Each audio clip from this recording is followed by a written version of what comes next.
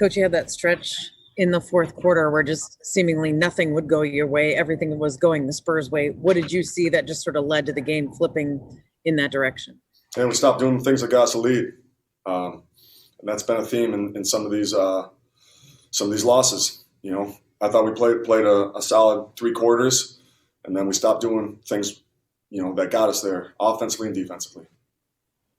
And when guys aren't getting the calls that they want to get, how do you make sure that emotions don't get the better of them, their heads stay straight, and when times are getting tough and they're looking for calls? Yeah, I mean, hey, you're not going to agree with everything, but you know that's a sign of mental toughness. Can you push through it? Can you find a way to be effective? And you know, I mean, give credit to San Antonio; they kept coming. Yeah. John, go ahead. Hey, Ryan, some of the shot selection and things down the stretch, what did you see offensively there? Because it just seemed like there was a lot of iso ball and not a lot of ball movement and things like that. Yeah, we got stagnant. Ball didn't move. We got to be better than that down the stretch. And, you know, that's something that can't happen against a team that doesn't beat themselves in San Antonio. You know, and it's a shame because we have 10 turnovers again. So that's something that we're getting better with. How do you try to breathe that back into it when the ball you start sticking? How do you try and find a way to get it moving again? What are the fixes? Yeah, I mean, it's continuity. It's being in those situations. It's, you know, we got to get organized. I thought we had too many random possessions too. I thought they did a good job speeding us up then, you know, on possessions and forcing us into some of those too. Chris, go ahead. Ryan, is this a thing, and this was kind of a theme earlier in the season too, where this team has to learn how to handle success properly?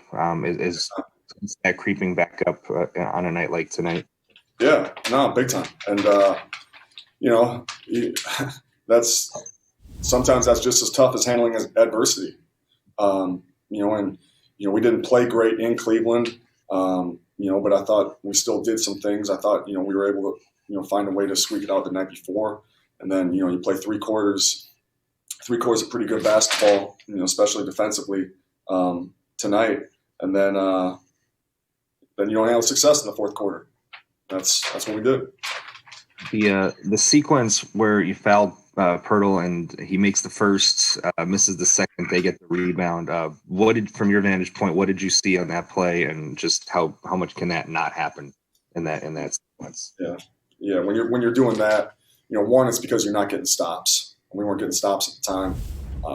You know, and then you foul free throw shooter that shoots in the 20s, and you know they found a way to come up with, you know, we're not getting the 50-50 balls right now, and you know they end up getting an extra possession. You end up losing by 3. Jace.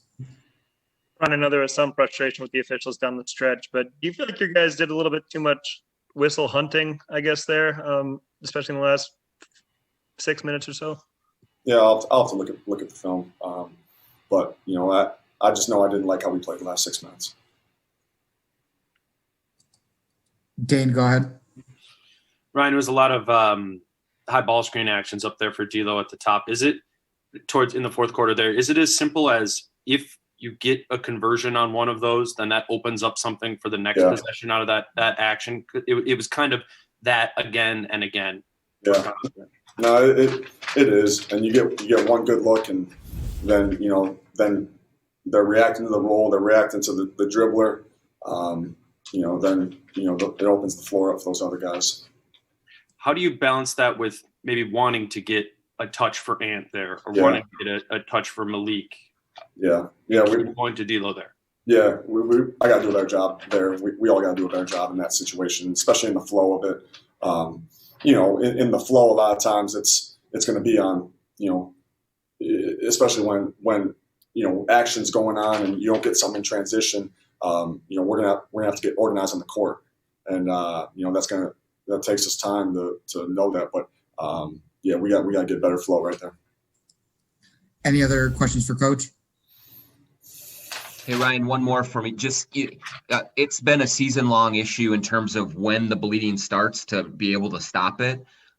Do you think that, are guys just not kind of picking up what you're trying to give them in the huddles during these timeouts, or How has it been so difficult, I guess, to, when it's a 6-0 run to stop it there and prevent it from going to 8-0 to 12-0 to 15-2, things like that?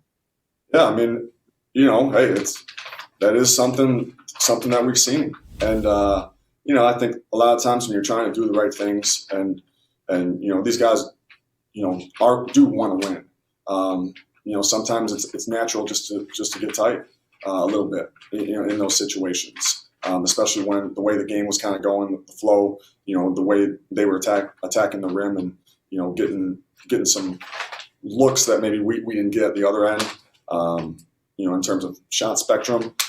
So I think that we let that overtake us a little bit as a group, and that's, hey, you win as a group and you lose as a group. It's not one player. It's not one. It's them. It's me. It's the assistants. It's everyone here. We just got to keep coming together, in those situations. So I'm not going to put everything on those guys not retaining information there, because they're trying to do the right things.